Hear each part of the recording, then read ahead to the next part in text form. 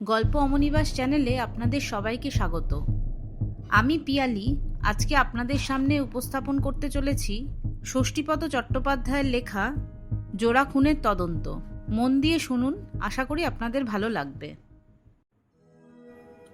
দ্বিতীয় হুগলি সেতু হওয়ার পরে মৌরিগ্রামের গুরুত্ব বেড়ে গেলেও আমার 4 কাঠার নিরালাবাসের শান্তি কিন্তু বিঘ্নিত হয়নি। ছোট্ট এই দোতলা বাড়িটায় রাখহরিকে নিয়ে আমি বেশ শান্তিতেই আছি।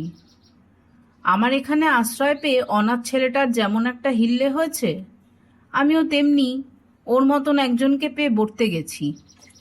সত্যি কত কাজই না করে ছেলেটা। ভোরে উঠে আমাকে কফি খাওয়ায়, তারপর ঘরদোর পরিষ্কার করে, চা জল খাবার দেয়। দুজনের জন্য 2টো ডিম সেদ্ধ আর মাখন টোস্ট চটপট করে ফেলে ও। বেলা 10টার মধ্যে রান্নাও শেষ। ছুটির দিন অনেক কিছুই করে। খুব বিশ্বাসী ছেলে। লেখাপড়াতেও অমনোযোগী নয়। গল্পের বই তো পেলে ছাড়ে না। সবচেয়ে বেশি নজর দেয় আমার শরীরের দিকে। এক এক সময় মনে হয় ছেলেটি কি গত জন্মে আমার কেউ ছিল। রোজকার মতো আজও সকালে উঠে বাগানে পায়চারি করছি। নানা রকম ফুল গাছে সাজানো আমার বাগান। বাগানের এক কোণে একটা শ্বেতরঙ্গনের গাছ ফুলে ফুলে ভরে আছে। আমি যখন সেই গাছটার কাছাকাছি এসেছি, তেমন সময় পেছন থেকে রাখহরি ডাকলো, দাদাবাবু। কি ব্যাপার রাখহরি? এক দিদিমণি আপনার সঙ্গে দেখা করতে এসেছেন। বসতে বলো। একটু তাড়াতাড়ি আসুন, মনে হচ্ছে খুবই জরুরি। আমি আর একটুও দেরি না করে ওর সঙ্গে ঘরে এলাম। ঘরে গিয়ে যাকে দেখলাম তাকে দেখেই চমকে উঠলাম। এ কি সুজাতা? উজ্জ্বল শ্যামবর্ণা কিশোরী সুজাতা একটা মিনি স্কার্ট পরে সোফায় হেলান দিয়ে বসেছিল। আমার সাড়া পেয়েই অশ্রুসজল চোখে ধরা ধরা গলায় বলল, অম্বরদা, কি হয়েছে তোমার? কাঁদছো কেন তুমি? বাবা। বাবার কি হয়েছে? আর থাকতে পারল না সুজাতা। আকুল কান্নায় ভেঙে পড়ে বলল, বাবা নেই।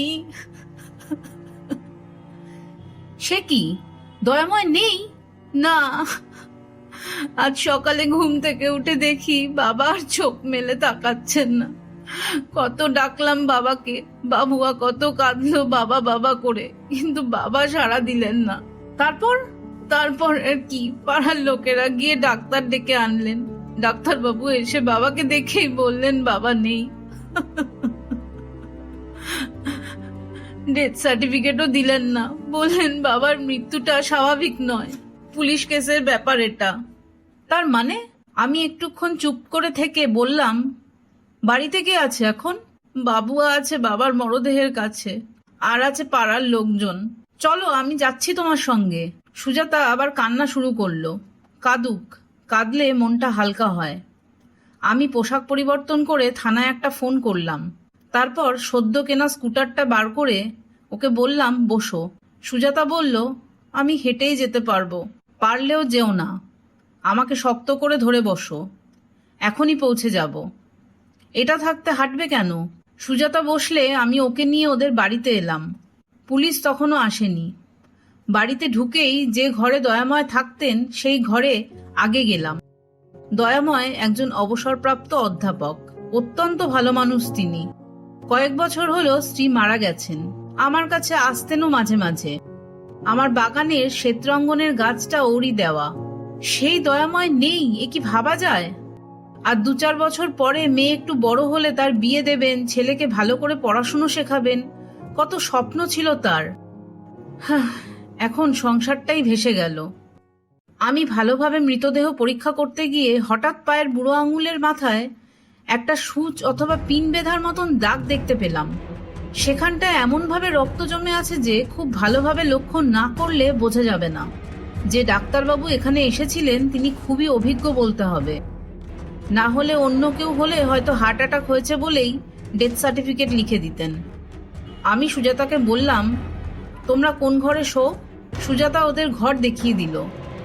যে ঘরে মা শুতেন সেই ঘরে সুজাতাও বাবুয়া শোয়। পাশের ঘরে দয়াময়। শোয়ার সময় 2 ঘরের দরজাই খোলা থাকে, বন্ধ থাকে শুধু বাইরের দরজাটা। আততায়ী তাহলে কোন পথে এসেছিল? আমি সুজাতাকে বললাম, 2 ঘরের দরজা খোলা থাকলেও বাইরের দরজা বন্ধ ছিল কি? সুজাতা বলল, হ্যাঁ, আমি নিজে হাতে বন্ধ করেছিলাম। তাহলে? আমি এবার ঘরের মেঝে আততায়ীর পায়ের ছাপ লক্ষ্য করতে লাগলাম, কিন্তু না, সেসবের কোনো বালাই নেই। তবে অদ্ভুত রকমের একটা চ্যাপ্টা দাগ ঘরময় চলে বেরিয়েছে। সেটা জালনার কাছে, ঘরের মেঝে, সর্বত্র বিচরণ করেছে। এমনকি সুজাতার ঘরেও ঢুকেছিল সেটা। সেটা না জুতোর দাগ, না পায়ের। একটু পরেই নতুন ইন্সপেক্টর পুলিশ নিয়ে ভেতরে ঢুকে সবকিছু লিখে টিকে মৃতদেহ মর্গে পাঠালেন। আমি পুলিশকে তাদের কাজ করতে দিয়ে ডাক্তারবাবুর কাছে গেলাম। ডাক্তারবাবুর নাম অনাদি সামন্ত, বয়সে তরুণ। উনি তখন কয়েকজন রোগীকে যত্ন করে দেখছিলেন। আমি গিয়ে পরিচয় দিয়ে দয়াময়ের নাম করতেই উনি বললেন, ওই ভদ্রলোকের ডেথ সার্টিফিকেট আমার পক্ষে দেওয়া সম্ভব নয়। ভদ্রলোককে বেশ ঠান্ডা মাথায় এবং পরিকল্পিতভাবে খুন করা হয়েছে। আমি আপনার কাছে ডেথ সার্টিফিকেট চাইতে আসিনি, এসেছি অন্য ব্যাপারে। আচ্ছা, আপনি ওটাকে খুন বলছেন কেন? ওর পায়ের কাজটা একটু লক্ষ্য করবেন, তাহলেই বুঝতে পারবেন আমার অনুমান ঠিক কিনা। তাহলে আপনি বলতে চান কোনো সুচ অথবা আলপিনের মুখে মারাত্মক বিষ প্রয়োগ করে মৃত্যু ঘটানো হয়েছে ভদ্রলোকের। স্ট্রেঞ্জ। আমি নীরবে সেখান থেকে আবার চলে এলাম সুজাতাদের বাড়িতে। কি চতুর খুনি! আমি এ ঘর ও ঘর ঢুকে সেই দাগগুলো লক্ষ্য করে ঘোরাফেরা করতে লাগলাম। মেঝে অল্প ধুলো না থাকলে এই দাগ বোঝাই যেত না। হঠাৎ দাগ ধরে যেতে যেতে সুজাতার ঘরে এসে ওর বুক সেলফের কাছে গিয়ে এমনই একটা জিনিস পেয়ে গেলাম যা দেখে বিস্ময়ের অন্ত রইল না। জিনিসটা আমি একটা পলিপ্যাকে মুড়ে যত্ন করে পকেটে পুরলাম। তারপর বিদায় নিয়ে সোজা চলে এলাম নিজের বাসায়। কোনো বুদ্ধিতেই এর ব্যাখ্যা পেলাম না এ জিনিস সুজাতার ঘরে কি করে আসে। 14 বছরের একটা মেয়ে এত বড় একটা ঝুঁকি কি করে নিতে পারে? তাছাড়া এই কাজ সে করবেই বা কেন? একসময় রাখহরি এসে বলল, দাদাবাবু চা? বললাম, না থাক, একটু পরেই স্নান করে খেতে যাব, তারপর মর্গে যাব একবার। নির্বাক রাখহরি নতমস্তকে তার নিজের কাজে চলে গেল। আমি পকেট থেকে সেই ভয়ঙ্কর জিনিসটা বার করে টেবিলের ওপর রেখে বারে বারে দেখতে লাগলাম। দয়াময়ের সৎকার্য সেরে যখন ঘরে ফিরলাম তখন রাত 1টা। ক্লান্ত দেহে বিছানায় শুয়ে অনেকক্ষণ ধরে ছটফট করতে লাগলাম। সুজাতার শুভ্র সুন্দর পবিত্র মুখখানি চোখের সামনে বারবার ভেসে উঠতে লাগলো। পোস্টমর্টেম রিপোর্টে যা পাওয়া গেছে তার সঙ্গে সুজাতার ঘরে পাওয়া জিনিসটার একটুকু পার্থক্য নেই। কিন্তু এ জিনিস সুজাতার ঘরে এলো কি করে? আমি অনেকক্ষণ ধরে এই ব্যাপারে চিন্তা করতে করতে ঘুমিয়ে পড়লাম এক সময়। ঘুম ভাঙলো রাখহরির ডাকে, দাদাবাবু, দাদাবাবু! আমি চমকে উঠে বললাম, কেন রে? বাগানে একটা লাশ। লাশ? এক অজানা আশঙ্কায় বুকের ভেতরটা কেঁপে উঠল। আমার এখানে লাশ কি করে আসবে? কার লাশ? দয়াময়ের খুনের সঙ্গে কি এই হত্যাকাণ্ডের কোনো যোগসূত্র আছে? না হলে আততায়ী লাশটিকে আমার বাগানেই বা রেখে যাবে কেন? যেহেতু আমি এই হত্যাকাণ্ডের একজন তদন্তকারী গোয়েন্দা, তাই আমাকে ভয় দেখানোর জন্যই এ কাজ করেছে নিশ্চয়ই। আমি কোনো রকমের চোখে মুখে একটু জল দিয়েই ছুটে গেলাম বাগানে। এক জায়গায় একটা রক্তকরবীর গাছ ছিল, সেই গাছের নিচেই পড়েছিল লাশ। সকালের সোনা রোদ এসে তার ফ্যাকাশে মুখে লুটিয়ে পড়েছে। এরও কোথাও কোনো ক্ষতচিহ্ন নেই, শুধু কপালের উপর পিন বেঁধা ছোট্ট এক টুকরো কাগজে লেখা, এবার তোমার পালা। আমি চিরকুটটা পকেটে রেখে যুবকের মুখের দিকে একদৃষ্টে কিছুক্ষণ চেয়ে থেকে ঘরে এসে ফোন করলাম। হ্যালো, পুলিশ স্টেশন, অম্বর চ্যাটার্জি স্পিকিং। ওদিক থেকে উত্তর আসতেই বললাম, এবার আমার পালা। তার মানে? ডাক্তার সামন্ত, মানে যিনি আমাদের দয়াময়ের ডেথ সার্টিফিকেট না দিয়ে মৃতদেহ মর্গে পাঠিয়েছিলেন, তিনি এখন আমার বাগানে প্রাণহীন দেহে ঘুমোচ্ছেন। তাকেও একটু কষ্ট করে মর্গে নিয়ে যান। আমরা এখনই যাচ্ছি। আমি কোনো কথা না বলে রিসিভারটা নামিয়ে রাখলাম। একটু পরেই পুলিশ এলো, তদন্ত হলো। বাগানে ঘাসের গালিচায় আততায়ীর চরণচিহ্ন পাওয়া গেল না। নতুন ইন্সপেক্টর বললেন, গেটে তো তালা দেওয়া, লাশ এখানে বয়ে আনলো কি করে? আমি বললাম, কম দামি তালা তো, এমন হতে পারে নকল চাবি দিয়ে গেট খুলে যাওয়ার সময় আবার তালার কল টিপে দিয়ে গেছে। ইন্সপেক্টর বললেন, হতে যে পারে না তা নয়, তবে মিস্টার চ্যাটার্জি, আপনি যতই বলুন, দয়াময়ের হত্যাকাণ্ডের ব্যাপারে আমরা কিন্তু মেয়েটাকেই সন্দেহ করছি। সেটা আপনাদের ব্যাপার, তবে সন্দেহ করবার আগে একবার অন্তত ভেবে দেখা উচিত ছিল কোনো মেয়েই তার বাবাকে এইভাবে হত্যা করতে পারে না। এবং ও জিনিস সংগ্রহ করাও অল্প বয়সী একটি মেয়ের পক্ষে অসম্ভব। মোটেই অসম্ভব নয়। মনে করুন না, এর ভেতরে আমার কি আপনার মাথায় যদি কাজ করে, তাহলে কি সত্যি অসম্ভব? এর কথার কি উত্তর দেব ভেবে না পেয়ে আমি চুপ করে রইলাম। উনি আবার বললেন, বদ্ধ ঘরের মধ্যে দয়াময়কে খুন নিশ্চয়ই ভূতে করেনি? অদ্ভুত কিছুতে করেছে, না হলে ঘরের ভেতর ওইসব দাগ আসে কোত্থেকে? দয়াময়ের খুনের ব্যাপারে যদি মেয়ে সন্দেহভাজন হয়, তাহলে এইখানকার খুনের ব্যাপারে আমাকেই সন্দেহ করুন।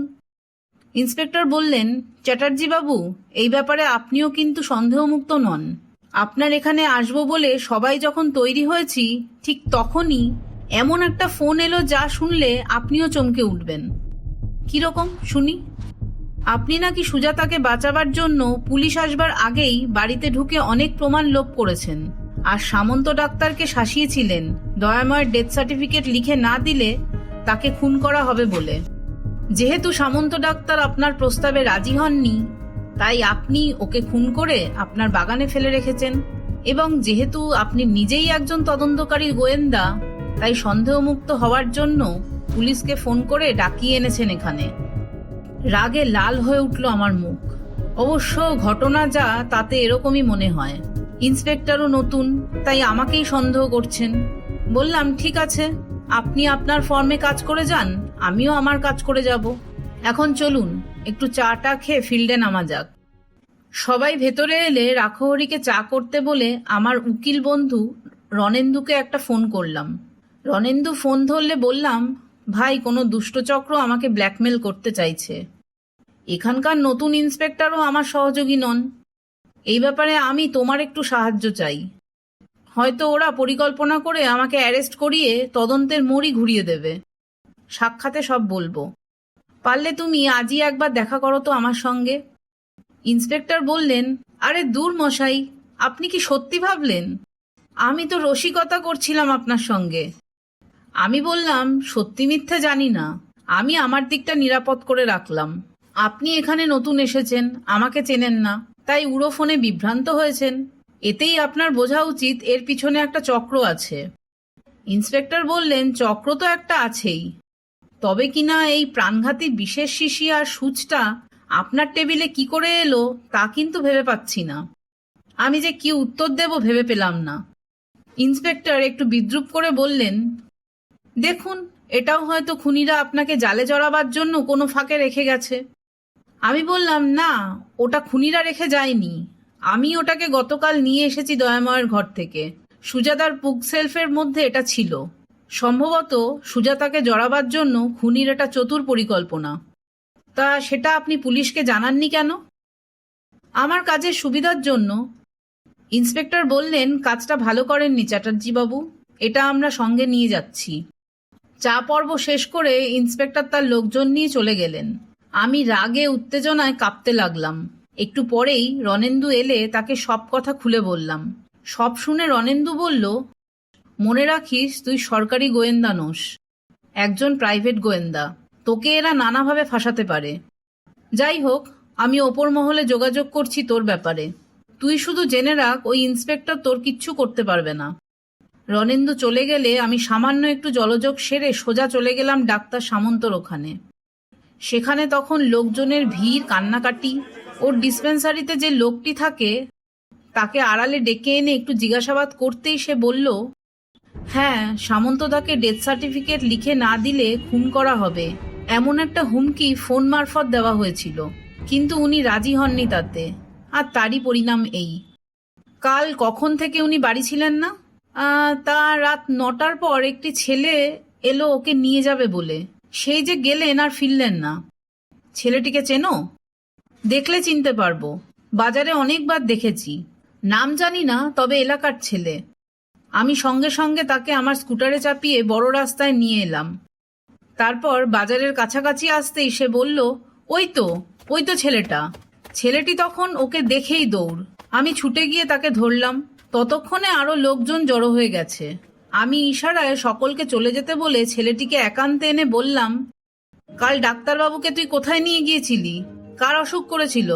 ছেলেটি ভয় ভয় বলল, কারো না। তাহলে কেন ডেকেছিলি? আমাকে ডালিমদা পাঠিয়েছিল। এর বেশি আমি কিছুই জানি না। তুই জানিস ডাক্তারবাবুর কি হয়েছে? জানি, আমাকে ছেড়ে দিন, আপনার দুটো পায়ে পড়ি। ডালিমদা কোথায় থাকে? ছেলেটি চুপ করে রইল। আমি ধমক দিয়ে বললাম, বল ডালিমদা কোথায় থাকে? চলুন, বাড়িটা আমি দূর থেকে দেখিয়ে দিচ্ছি। আমি বাড়ি দেখে সুজাতাদের ওখানে গেলাম।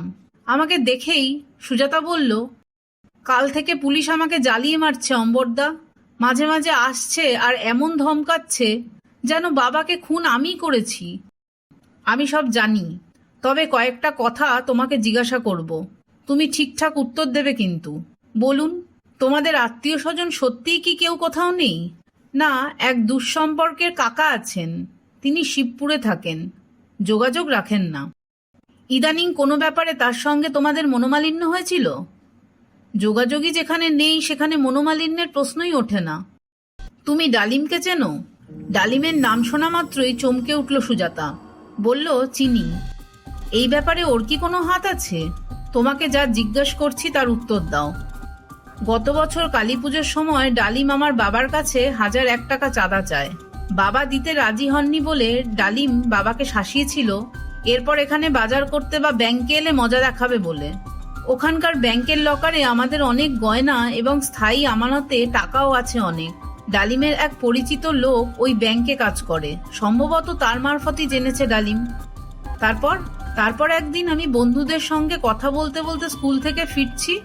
ডালিম হঠাৎ খুব জোরে স্কুটার চালিয়ে আমাকে ধাক্কা দিয়ে ফেলে দেয়। ভাগ্য ভালো যে হাত পা ভাঙেনি, পড়ে গিয়ে একটু চোট পেয়েছিলাম শুধু। পরদিন বাবা ওদের বাড়িতে গিয়ে ওর বাবাকে অভিযোগ করলে আমার বাবাকে উনি দারুণ অপমান করে তাড়িয়ে দেন। বলেন জলে বাস করে কুমিরের সঙ্গে বিবাদ না করতে। তোমার বাবা থানায় গেলেন না কেন? বাবা হয়তো বেশি ঝামেলা চাননি। আর থানার কথা বলছেন তো? ডালিমের বাবা কে জানেন? কে শুনি? সুজাতার মুখে নামটা শুনেই মাথাটা গরম হয়ে উঠল আমার। বললাম, বুঝেছি, সেই জন্যই ইন্সপেক্টরের এত দেমাক। পেছনে তাহলে ঘুঘুর ঘুঘু আছে। ঠিক আছে, ঘুঘুর ফাঁদ আমিও পাচ্ছি। এরপর বাড়ি এসে খাওয়া দাওয়া করে সামান্য একটু বিশ্রাম নিয়েই আবার গেলাম গোয়েন্দাগিরি করতে। ডালিমের বাড়ির পাশ দিয়ে 2-1 বার যাতায়াত করে একটা দোকানে বসে ওর সম্পর্কে খোঁজখবর নিলাম।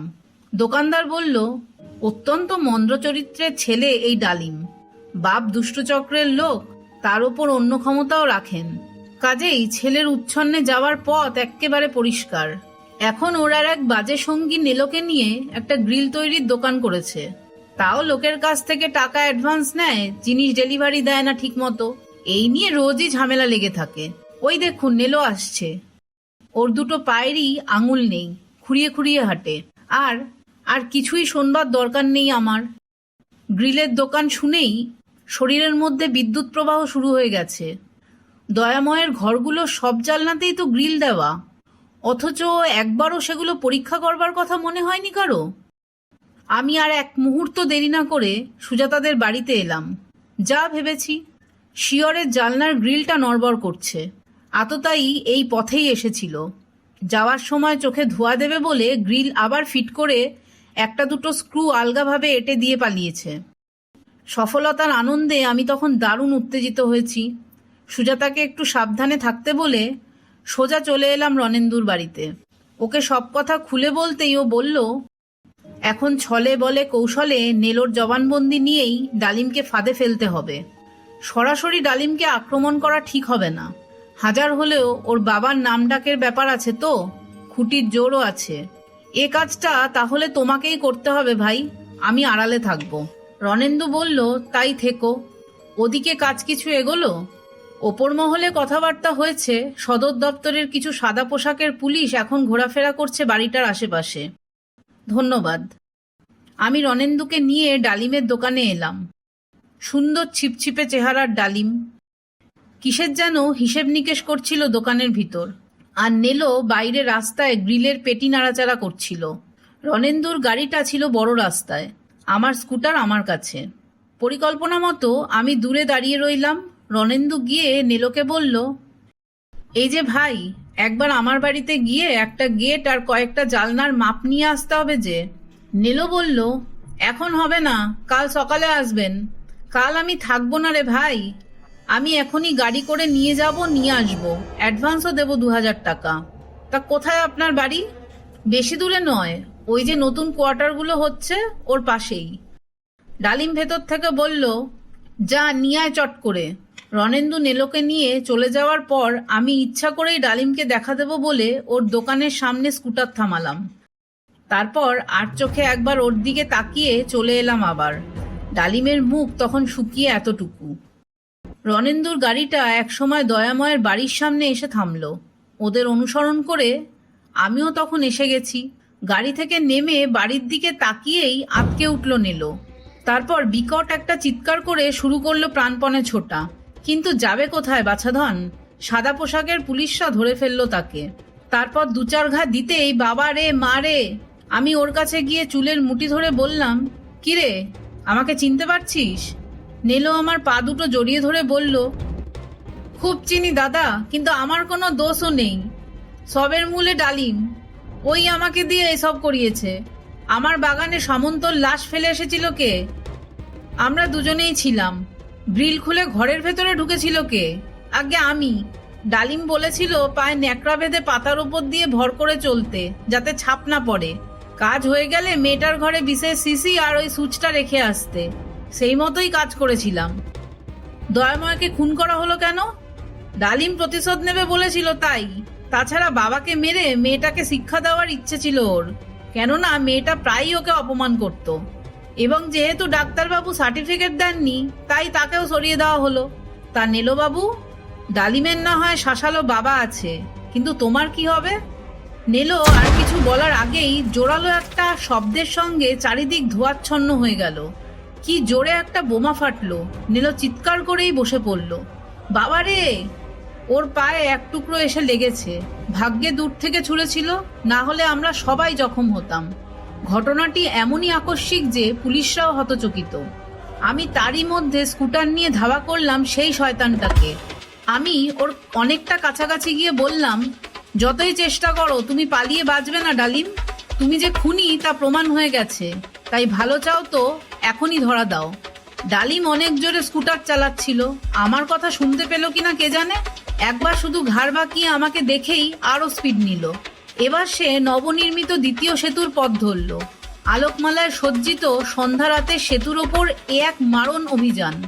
আমাদের দুজনের স্কুটারই তখন প্রচন্ড গতি নিয়েছে। ধরা পড়বার ভয় ডালিম এত জোরে স্কুটার চালাচ্ছে যে ওর সঙ্গে আমি পেরে উঠছি না। আমার কাছে অটোমেটিকটাও আছে, কিন্তু এই রকম অবস্থায় সেটাকে ব্যবহার করাও আমার পক্ষে অসম্ভব। সেতুর দুপাশের জনতা তখন আমাদের স্কুটার দৌড় দেখছে। আতঙ্কিত জনতার চোখের সামনে ডালিমের স্কুটার টোলের দিকে না গিয়ে হঠাৎ রং সাইডে ঘুরে যেতেই অন্য দিক হতে একটা ভারী ট্রাক এসে ধাক্কা মারল সেটাকে। স্কুটারটা ছিটকে পড়ল কয়েক হাত দূরে, আর ডালিম তার প্রাণহীন দেহটা ব্রিজের ওপর গিয়ে পড়ল শালিমার ইয়ার্ডের একটা ধাবমান মালগাড়ির মাথায়। হৈ হৈ করে অনেকেই ছুটে এসেছে তখন। পলাতক লরিটিও চোখের পলকে বেপাত্তা। আর ডালিমের দেহটা মালগাড়ির মাথায় শুয়ে কোথায় যে চলে গেল কে জানে। অপরাধী তার শাস্তি পেয়েছে। শত্রুর শেষ দেখে আমিও ফিরে এলাম। আমি যখন ফিরে এলাম, নেলোর হাতে তখন হাত করা। চারিদিকে ঠিক ঠিক করছে পুলিশ। সেই ইন্সপেক্টরও এসেছেন। আমি ডালিমের ব্যাপারে বিবৃতি লিখে ওর হাতে দিতেই তিনি বললেন, আমি আপনাকে ভুল বুঝেছিলাম মিস্টার চ্যাটার্জি, আপনি আমাকে ক্ষমা করবেন। আমি হেসে বললাম, আরে কি আশ্চর্য, ক্ষমা করবার প্রশ্নই ওঠে না। আপনি আপনার কর্তব্য পালন করতে এসে যা করণীয় সেটাই করেছেন। সে রাতে দয়াময়ের বাড়ি পুলিশ পাহারায় রেখে সুজাতা ও বাবুয়াকে আমার বাসায় নিয়ে এলাম। পরে ওদের ব্যাপারে ঠান্ডা মাথায় চিন্তা করে কিছু একটা করা যাবে। এখন তো ওরা আশ্রয় পাক।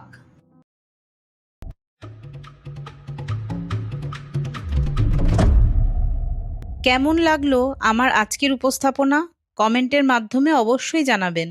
আর ভালো লাগলে ভুল ত্রুটি মার্জনা করে লাইক, শেয়ার, সাবস্ক্রাইবের মাধ্যমে ভালোবাসা দিয়ে এই চ্যানেলটিকে আরও সমৃদ্ধ করে তুলবেন। পরবর্তী নোটিফিকেশন পাওয়ার জন্য বেল আইকনটি প্রেস করে রাখবেন। আজকের মতো তাহলে এই পর্যন্তই। নমস্কার, ভালো থাকবেন।